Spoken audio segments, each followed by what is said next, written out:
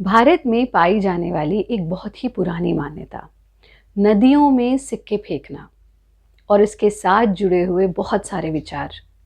नदी में सिक्का फेंकने से मनोकामना पूरी होती है और पानी की तरह ही हमारी बाधाएं बह जाती हैं। नदी में सिक्का फेंकने से हम जो चाहें वो पा सकते हैं। पर क्या आप जानते हैं कि नदी में सिक्का फेंकने के पीछे छुपा हुआ है एक बहुत बड़ा विज्ञान।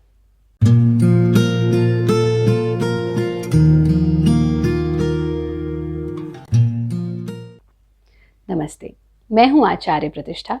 स्वागत है आपका Friday facts with Acharya Pratishtha and insight to Indian culture में। If you want to watch this video in English, go to Bharat Yoga English YouTube channel, and to continue watching this video in Hindi, stay here at Bharat Yoga YouTube channel.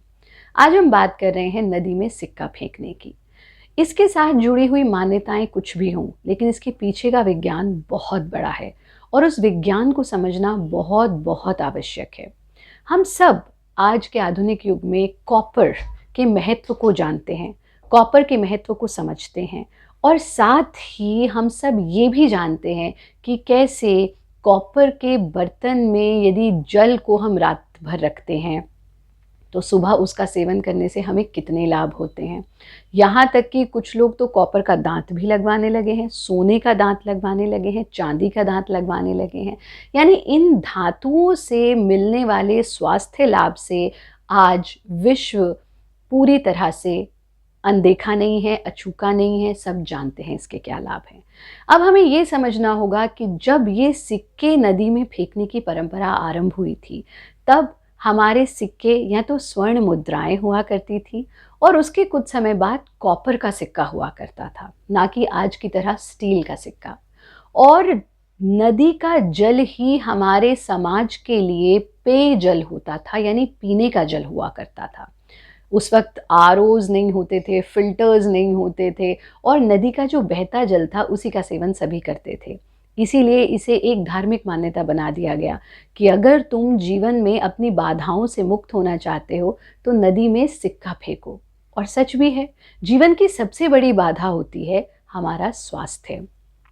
स्वास्थ्य खराब हो जाए, खुद का या हमारे आसपास किसी का, हमारे परिवार में किसी का, तो हम दुखी हो जाते हैं।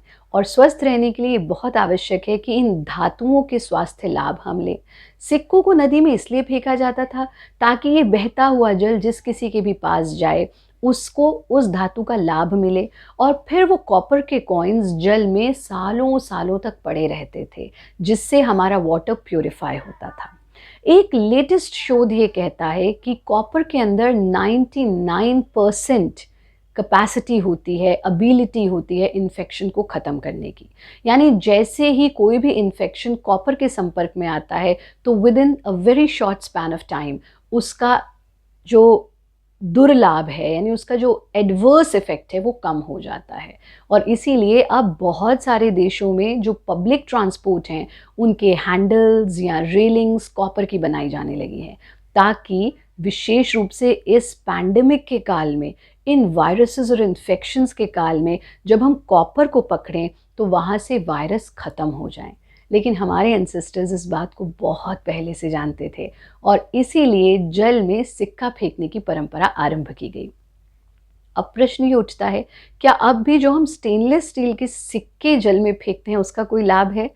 नहीं, उसका कोई स्वास्थ्य लाभ हमें नहीं है। उससे ज़्यादा लाभकारी ये होगा कि आप कॉपर के जार में, कॉपर के जग में रात भर पानी भर कर रखें और ध्यान रहे कि उस जग को या जार को न तो धरती पर रखें, न किसी मेटल की टेबल पर रखें, रादर उसे वुडन टेबल पर रखें और सुबह इस जल का सेवन करें। अगर आप खाली पेट इस जल का सेवन करते हैं तो आपकी बहुत सारी स्वास्थ्य संबंधी परेशानियां दूर हो जाएंगी। आपको आयरन डेफिशिएंसी नहीं होगी, आपकी स्किन दमकने लगेगी, आपका डाइजेस्टिव सिस्टम बेहतर काम करेगा, आप खूबसूरत होंगे, स्वस्थ होंगे। तो अब आप समझ गए कि हमारे एंसेस्टर्स साइंटिस्ट्स थे और इसीलिए उन्होंने ऐसी ऐसी चीज़ों को हमारे रिचुअल्स में डाला जिससे हम सब स्वास्थ्य लाभ ले सकें। अगर आपको ये वीडियो पसंद आया है तो अपने प्रियजनों के साथ साझा करना बिल्कुल ना भूलें। हमारे और वीडियोस इस ही विषय पर, भारतीय संस्कृति के पीछे छुपे हुए विज्ञान पर देखने के लिए आप हर फ्राइडे फैक्ट्स विद आचार्य प्रतिष्ठा का एपिसोड ज़रूर देखें, और इन्हीं वीडियोस को अंग्रेजी में देखने के लिए भारत योगा इंग्लिश चैनल को सब्सक्राइब ज़रूर करें। आप सब स्वस्थ रहें, आनंदित रहें। आप सभी के लिए शुभकामनाएं, शुभाशीष। हरिओम।